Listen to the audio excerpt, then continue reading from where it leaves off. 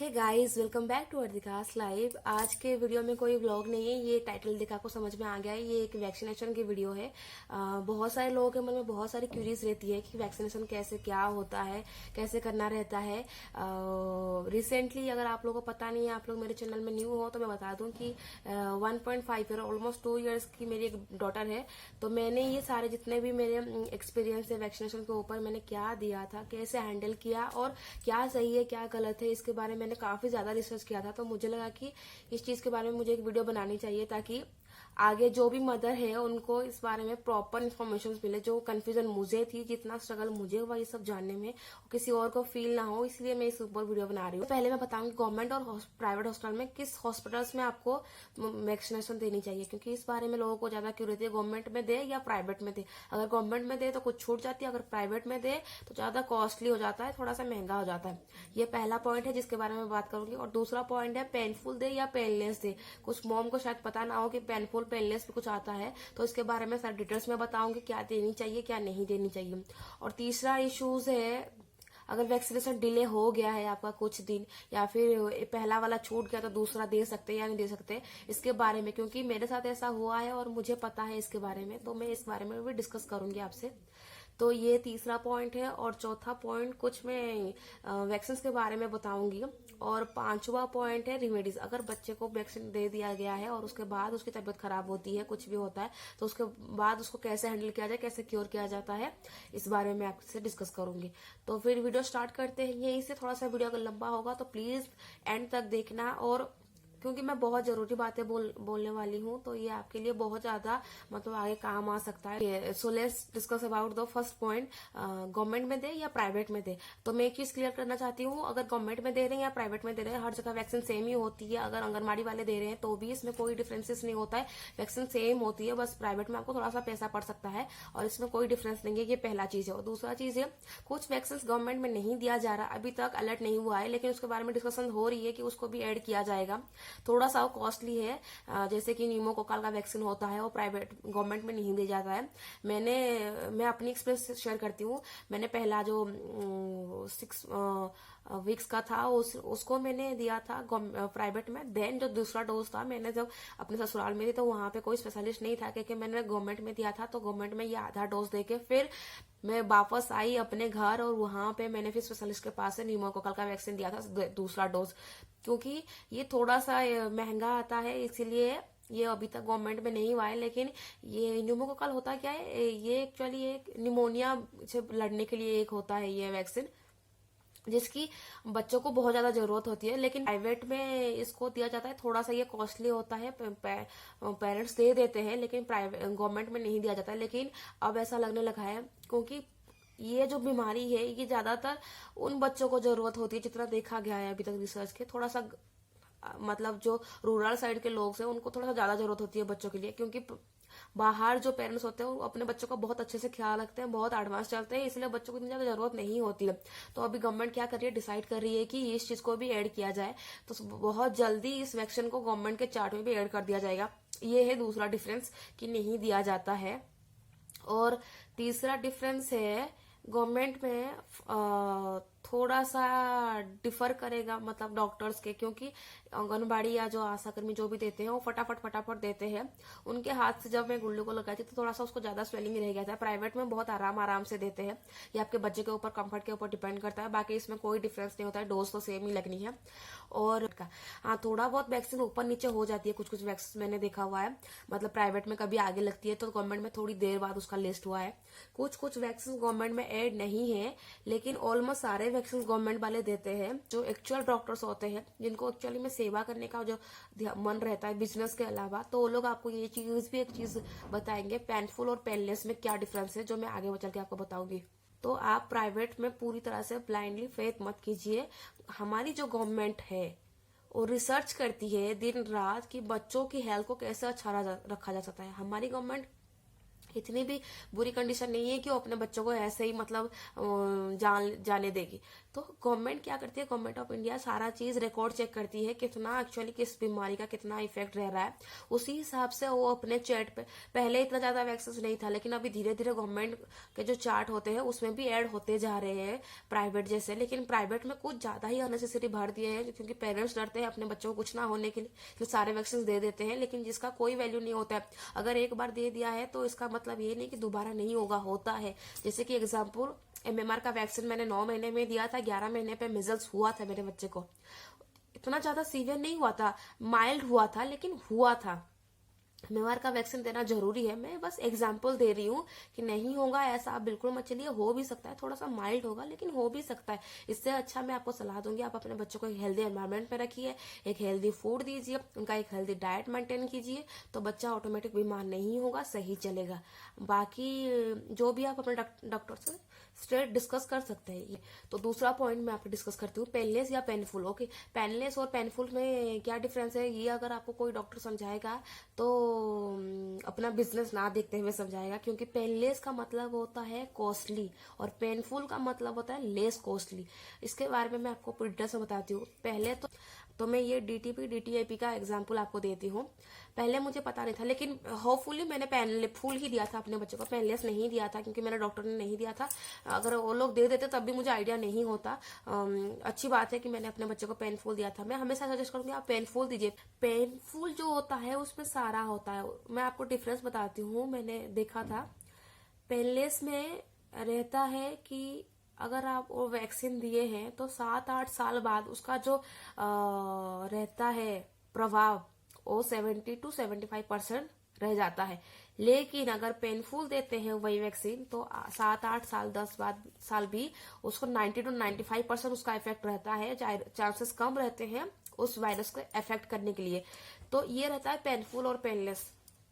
जो भी पेरेंट्स देते हैं उनके लिए मैं क्या बोलूं, मतलब आप ये मत सोचिए कि पेन नहीं होगा। आप सोचते हैं कि एक बुखार नहीं आएगा बच्चे को, ये वो। मैं आपको सजेस्ट करूंगी आप एक दिन का बुखार सहना चाहते हैं या जिंदगी भर का, मतलब वो जो कमी रह गया बच्चे में अंदर जो इम्यूनाइजेशन का, उसका आप देखना चाहते हैं, ये आपके ऊपर डिपेंड करता है। आप एक दिन, ज्यादा तकलीफ भी नहीं होती है बच्चों को, एक दिन का तो बुखार होता है, ये सारे बच्चे सह के आते हैं। बच्चों को स्टार्टिंग से ही ऐसे आप बना के रखिए। पेनलेस दे रहे हैं तो आपको कम से कम 8 से 10 हजार का खर्चा आएगा एक डोज पे, जो स्टार्टिंग का जो 6 वीक का डोज रहता है। अगर पेनफुल दे रहे हैं तो 2500 से 3-3,500 का आपको खर्चा आएगा पेनफुल में। तो मैं सजेस्ट करूँ कि आप हमेशा पेनफुल दीजिए बच्चों को।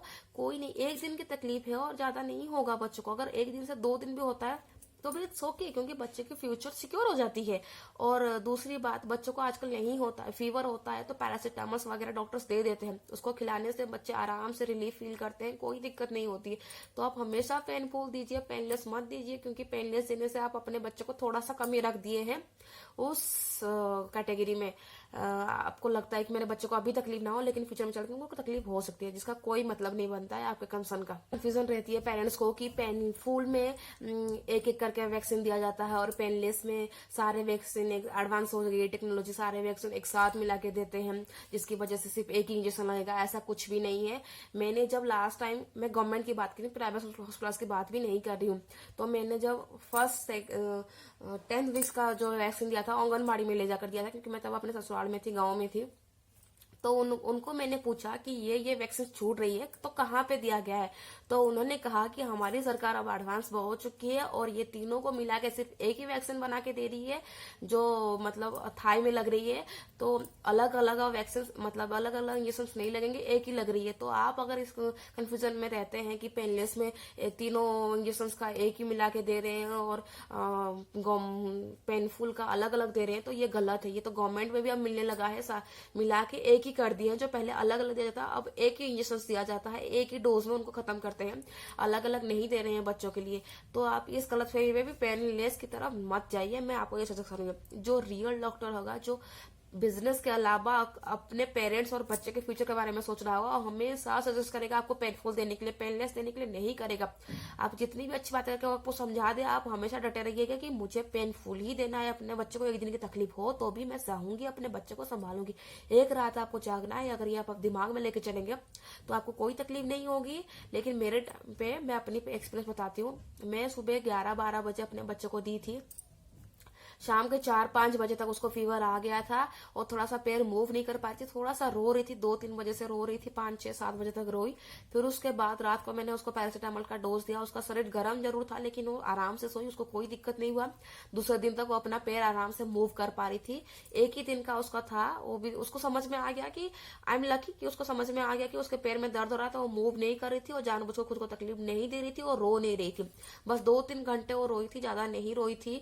जब उसको पैर मूव करने में और उसको समझने में टाइम लगा, उसका उतना ही टाइम था। और बाकी फीवर था नेक्स्ट डे तक, लेकिन कोई दिक्कत नहीं हुई। ऐसे पैरासीटामोल मैंने दे दिया था, उसको इससे भी ज्यादा तकलीफ नहीं हो, खाना वाना सही से खा रही थी, फीड ले रही थी, ऐसा कोई दिक्कत नहीं था। तो आपको भी ज्यादा कुछ दिक्कत नहीं होगा। अगर होता भी है तो 1-2 दिन के लिए होगा, आप सह लीजिए, लेकिन हमेशा पेनफुल देने की कोशिश कीजिए, पेनलेस पे मत जाइए।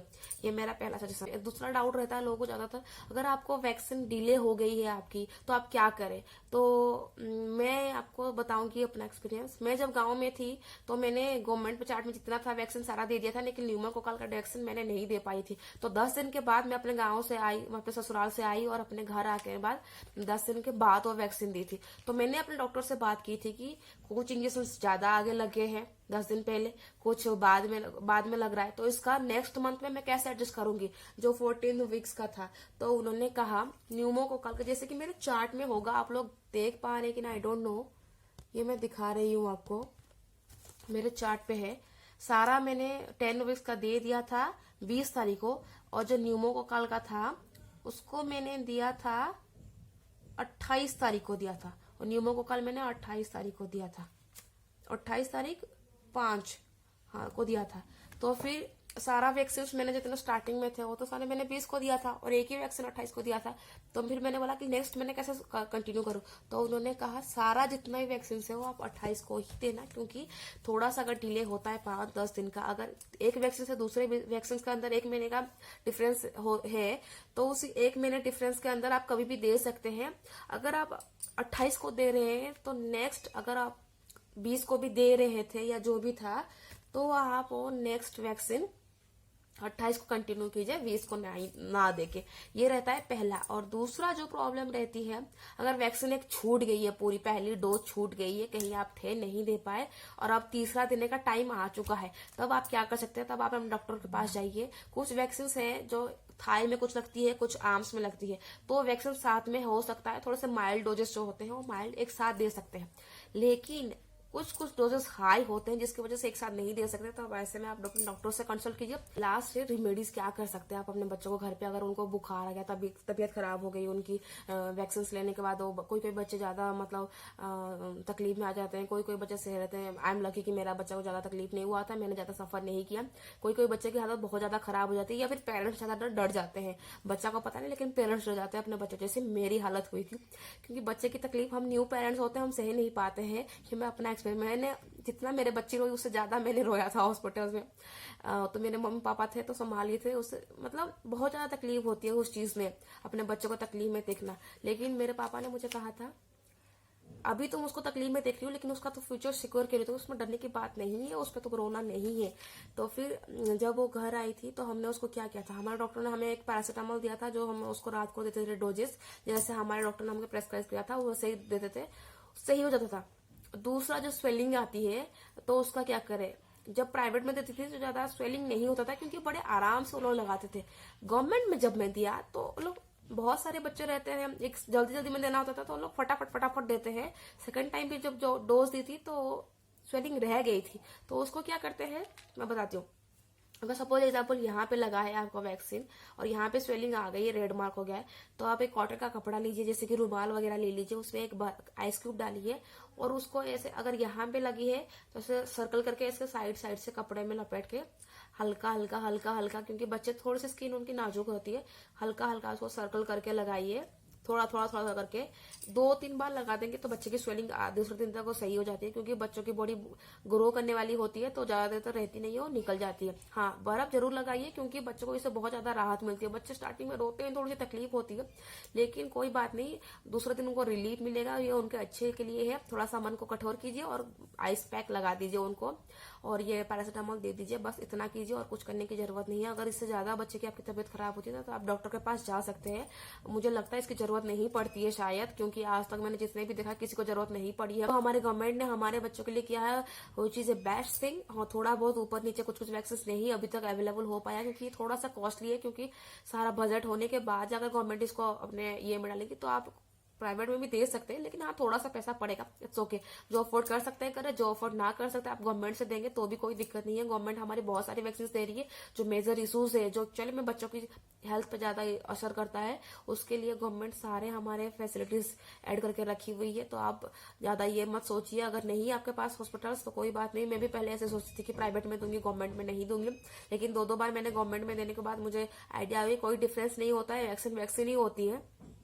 तो अपने बच्चों को कहीं पे भी दीजिए, कोई दिक्कत नहीं है। मैंने गवर्नमेंट प्राइवेट मिला के दिया जहां जो मिला मेरे को, क्योंकि एक जगह पे मैं स्टेबल होकर नहीं थी।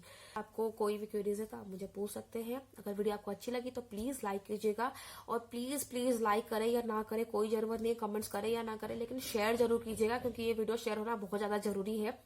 और अगर आपको वीडियो अच्छी लगी और आपको आगे भी ऐसी वीडियो चाहिए तो प्लीज ये चैनल सब्सक्राइब करके रखिएगा, और मेरे को कमेंट करके बताइएगा कि आपको नेक्स्ट किस चीज के बारे में जाननी है, तो मैं आपको बता सकूंगी। क्योंकि मेरे घर पे एक छोटा सा बच्चा है, मैंने काफी ज्यादा प्रॉब्लम फेस किया था सारी चीज जानने के लिए, तो मैं चाहती हूँ आपको ना हो, तो आपको जल्दी से इस बारे में इन्फॉर्मेशन मिल जाए, इसलिए आप मुझे बता सकते हैं। मैं आपको इसके बारे में वीडियो बना के नेक्स्ट दूंगी।